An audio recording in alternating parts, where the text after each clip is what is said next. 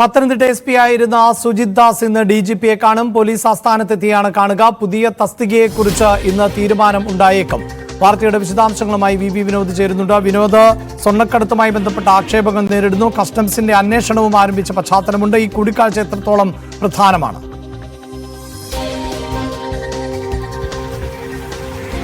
അഭിലാഷ്, സുജിത് ദാസിനെ ഒരുപക്ഷെ സസ്പെൻഡ് ചെയ്യുമെന്നുള്ള വിവരങ്ങളാണ് ആദ്യമുണ്ടായിരുന്നത്. പക്ഷേ സ്ഥലം മാറ്റത്തിൽ നടപടി ഒതുങ്ങി പത്തനംതിട്ട SP സ്ഥാനത്ത് നിന്ന് മാറ്റുകയായിരുന്നു.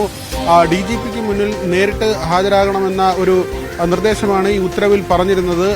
ഇന്ന് നേരിട്ട് DGPയെ കാണുന്നുണ്ട്. അതിനുശേഷമായിരിക്കും പുതിയ തസ്തിക ഏത് എന്ന കാര്യത്തിൽ തീരുമാനമുണ്ടാകുക. അല്ലെങ്കിൽ ഒരു നിശ്ചിത സമയം വരെ മാറ്റി നിർത്താനുള്ള സാധ്യതയുമുണ്ട്. അതായത് സസ്പെൻഷനല്ല, എന്നാൽ പുതിയ ചുമതല കൊടുക്കാതിരിക്കുക, അങ്ങനെ ഒരു നടപടി കൂടിയുണ്ട്. ആ നിലയ്ക്കും കാര്യങ്ങൾ ഉണ്ടായേക്കാം. ഏതായിരുന്നാലും ഗുരുതരമായ ആരോപണമാണ് PV അൻവർ ഉന്നയിച്ചത്. അതായത് ഡൻസാഫുമായി ബന്ധപ്പെട്ട പരിശോധനകൾ, അത് കസ്റ്റംസ് ഉദ്യോഗസ്ഥനായി എയർപോർട്ടിൽ ജോലി ചെയ്യുന്ന സമയത്ത് സുജിത് ദാസ് ഈ കസ്റ്റംസിന്റെയൊക്കെ കണ്ണ് വെട്ടിച്ച് പുറത്ത് വരുമ്പോൾ ഡൻസാഫിനെ കൊണ്ട് ഈ വിവരങ്ങൾ ചോർത്തി നൽകുകയും അവരെ കൊണ്ട് സ്വർണ്ണക്കടത്ത് സംഘങ്ങളെ പിടികൂടുകയും പിടിച്ചെടുക്കുന്ന സ്വർണം പിന്നീട് ഇവർ തന്നെ വീതിച്ചെടുക്കുകയും ചെയ്യുന്ന രീതിയിലേക്ക് കാര്യങ്ങൾ എത്തിയിരുന്നു. അതിൽ MR അജിത് കുമാറിന് പങ്കുണ്ട്. ഇവർ നേരത്തെ തന്നെ ഇങ്ങനെ സ്വർണം പങ്കിട്ടെടുത്തിരുന്നു തുടങ്ങിയ ആരോപണങ്ങളാണ് PV അൻവർ ഉന്നയിച്ചത്. ഇക്കാര്യത്തിൽ അന്വേഷണം ആവശ്യപ്പെട്ട് മുഖ്യമന്ത്രിയെ കണ്ടിരുന്നു.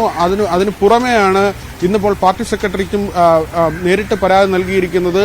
ഏതായിരുന്നാലും സുജിത് ദാസിന്റെ കാര്യത്തിൽ മരം മുറി ആരോപണം ഉൾപ്പെടെ നിലനിൽക്കുന്നുണ്ട്. മലപ്പുറം ജില്ലാ പോലീസ് മേധാവിയായിരിക്കുമ്പോൾ പോലീസ് SP-യുടെ ഔദ്യോഗിക വസതി അതുമായി ചേർന്ന വളപ്പിലുണ്ടായിരുന്ന മരങ്ങൾ മുറിച്ചു മാറ്റി എന്നതാണ് ആരോപണം. മാത്രമല്ല, ഈ കസ്റ്റഡി മരണവുമായി ബന്ധപ്പെട്ട് NDPS കേസിൽ കസ്റ്റഡി മരണവുമായി ബന്ധപ്പെട്ട് SP MLA-യുടെ സഹായം അഭ്യർത്ഥിക്കുന്ന, അതായത് അതിൽ കെഞ്ചി അപേക്ഷിക്കുന്ന തരത്തിലാണ് ഈ ഓഡിയോ സന്ദേശത്തിൽ അദ്ദേഹത്തിന്റെ ശബ്ദമുള്ളത്. അദ്ദേഹത്തിന്റെ സർവീസിനെ ബാധിക്കും. ദീർഘകാലത്തെ സർവീസുണ്ട്. MLA സഹായിക്കുകയാണെങ്കിൽ അദ്ദേഹത്തോട് ലോയലായി തുടർന്നുള്ള സർവീസ് കാലയളവ് മുഴുവൻ നിന്നുകൊള്ളാം എന്ന തരത്തിൽ ഒരു IPS ഉദ്യോഗസ്ഥൻ അങ്ങനെ കേണപേക്ഷിക്കുന്ന ഒരു ഓഡിയോ ക്ലിപ്പ്, ആ ഒരു സന്ദേശമാണ് നേരത്തെ പുറത്തു വന്നത്. ഏതായിരുന്നാലും സുജിത് ദാസ് ഇങ്ങനെ DGPയുടെ മുന്നിലേക്ക് വരുമ്പോൾ മറ്റൊരു കാര്യം കൂടി പ്രാധാന്യമുള്ളതായി നിലനിൽക്കുന്നുണ്ട്. MR Ajith കുമാറിനെതിരെ, ADGP MR Ajith കുമാറിനെതിരെയുള്ള അന്വേഷണ സംഘമുണ്ട്.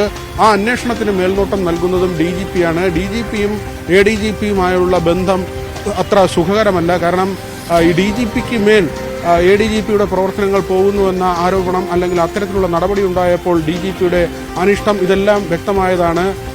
ഒരു പരിധിക്കപ്പുറം ADGPക്ക് ഒരു താക്കീത് പോലെ തന്നെ DGPയുടെ നിർദ്ദേശമുണ്ടാകുന്ന നിലയുമുണ്ടായി. DGP അറിയാതെ സുപ്രധാനമായ കാര്യങ്ങളിൽ ഉത്തരവുകളോ സർക്കുലറുകളോ ഇറക്കരുത് എന്ന കാര്യം നിർദ്ദേശിക്കേണ്ട നില പോലും ഉണ്ടായി. ശരി, എന്തായാലും വിനോദ്, ഈ സർവീസിൽ തുടർന്നുകൊണ്ട് തന്നെ ഇത്തരം അന്വേഷണങ്ങൾ നേരിട്ടാൽ മതി. പ്രത്യേകിച്ച് ഭരണകക്ഷി MLA കൂടിയാണ് PV അൻവർ. ആ PV അൻവറാണ് നിരവധി ആരോപണങ്ങൾ ഉന്നയിച്ചത്.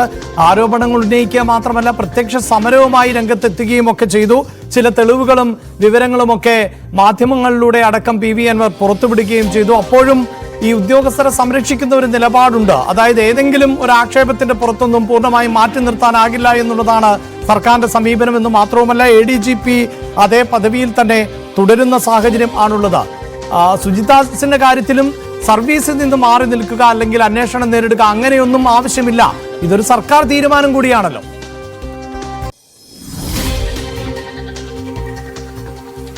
അഭിലാഷ്, അവിടെയാണ് PV അൻവർ ഇതിലെല്ലാം അടങ്ങിയിരിക്കുമോ എന്നതാണ് ചോദ്യം. കഴിഞ്ഞ ദിവസം മുഖ്യമന്ത്രിയുമായി അദ്ദേഹം കൂടിക്കാഴ്ച നടത്തുകയും അതിനുശേഷം ഇതുവരെ ഉന്നയിച്ച ആരോപണങ്ങൾ അതേപടി നിലനിർത്തിക്കൊണ്ട് തന്നെ ഒന്ന് മയപ്പെടുകയാണ് ചെയ്തത്. കൂടുതൽ വെളിപ്പെടുത്തലിലേക്കോ അല്ലെങ്കിൽ മുഖ്യമന്ത്രിയെ ധിക്കരിച്ചുകൊണ്ട് ഒരു യുദ്ധപ്രഖ്യാപനത്തിലേക്കോ PV അൻവർ പോയില്ല.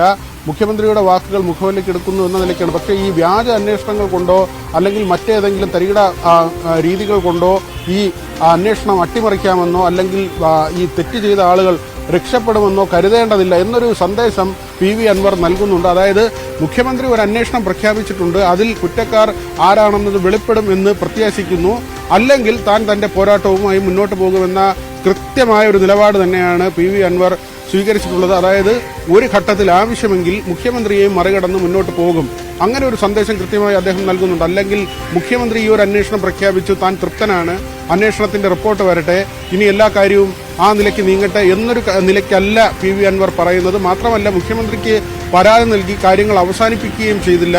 ഇന്ന് പാർട്ടി സെക്രട്ടറിയെ കൂടി നേരിൽ കാണുകയാണ്. അതായത് മുഖ്യമന്ത്രിയെ നേരിൽ കണ്ട് കാര്യങ്ങൾ ധരിപ്പിക്കുന്നതിനപ്പുറത്തേക്ക് പാർട്ടിയുടെ നേതൃത്വത്തിലേക്ക് കൂടി ഈ സംഭവം കൊണ്ടുവരുന്നു. അതായത് മുഖ്യമന്ത്രി വിചാരിച്ചാൽ പോലും ഒതുക്കി തീർക്കാൻ പറ്റാത്ത നിലയിലേക്ക് ഏതെങ്കിലും ഒരു ഘട്ടത്തിൽ പാർട്ടിയിൽ തന്നെ ഇത് ചർച്ചയാവുന്ന തരത്തിൽ തന്നെയാണ് അൻവറിന്റെ നീക്കം. അതായത് മുഖ്യമന്ത്രി നടത്തിയ അനുനയ നീക്കത്തോട് ഇപ്പോൾ സഹകരിക്കുന്നെങ്കിലും പിന്നീട് അൻവർ ഒരുപക്ഷെ സ്വതന്ത്ര നിലപാടുമായി ഇദ്ദേഹം ഇതുവരെ എങ്ങനെയാണോ അൻവർ നീങ്ങിയത്, അല്ലെങ്കിൽ പല വിഷയങ്ങളിൽ അൻവർ നിലപാട് സ്വീകരിച്ചത്, അതേ രീതിയിൽ തന്നെ അൻവർ മുന്നോട്ട് പോകാനുള്ള എല്ലാ സാഹചര്യവും ഉണ്ട്. അദ്ദേഹത്തിന്റെ വാക്കുകളിൽ വ്യക്തമാകുന്നത് അതാണ്.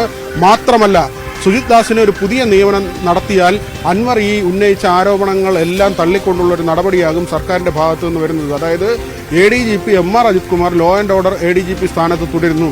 അത് തുടരാൻ പാടില്ല എന്നതാണ് അൻവറിന്റെ ഒരാവശ്യം. കുറ്റക്കാരന് ആയതുകൊണ്ട് തന്നെ മാറ്റി നിർത്തിയുള്ള അന്വേഷണമാണ് ആവശ്യപ്പെടുന്നത്. ക്രമസമാധാന ചുമതലയിൽ നിന്ന് മാറ്റണമെന്ന് കൂടി അൻവർ ആവശ്യപ്പെടുന്നു. അത് പൂർണ്ണമായി അത് സർക്കാർ തള്ളിക്കൊണ്ടുള്ള ഒരു നിലപാടിലേക്കാണ്, അല്ലെങ്കിൽ ഒരു നടപടിയിലേക്കാണ് പോയത്. അൻവറിനെ തള്ളിക്കൊണ്ട് ADGP സ്ഥാനത്ത് അജിത് കുമാർ തുടരുന്നു. മാത്രമല്ല, കഴിഞ്ഞ ദിവസം മുഖ്യമന്ത്രി വിളിച്ച ഈ റുട്ടീൻ യോഗമുണ്ട്. ADGPയും അതോടൊപ്പം തന്നെ DGPയും ഉൾപ്പെടുന്ന യോഗങ്ങൾ, അത് സംസ്ഥാനത്തെ ക്രമസമാധാന നില ഉൾപ്പെടെ പരിശോധിക്കുന്നതിനുള്ള യോഗമാണ്. ആ യോഗത്തിൽ ഇന്നലെയും ADGP അജിത് കുമാർ പങ്കെടുത്തു. ഇനി രണ്ടാമത്തെ ആവശ്യം സുജിത് ദാസാണ്. സുജിത് ദാസിന് സ്വർണ്ണക്കടത്ത് സംഘങ്ങളുമായി ബന്ധമുണ്ട്. സ്വർണം തട്ടിയെടുക്കുന്നതിൽ സുജിത് ദാസും MR അജിത് കുമാറും ഒരുമിച്ചാണ് പ്രവർത്തിച്ചത്.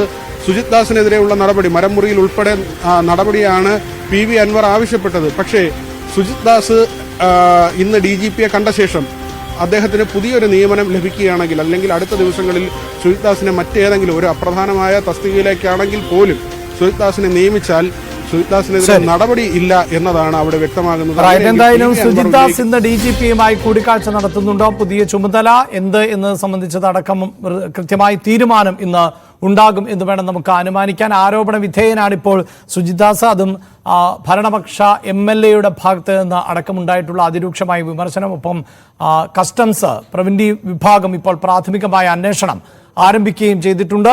വാർത്തയുടെ വിശദാംശങ്ങൾ ആണ് VV വിനോദ് നൽകിയത്. തിരുവനന്തപുരം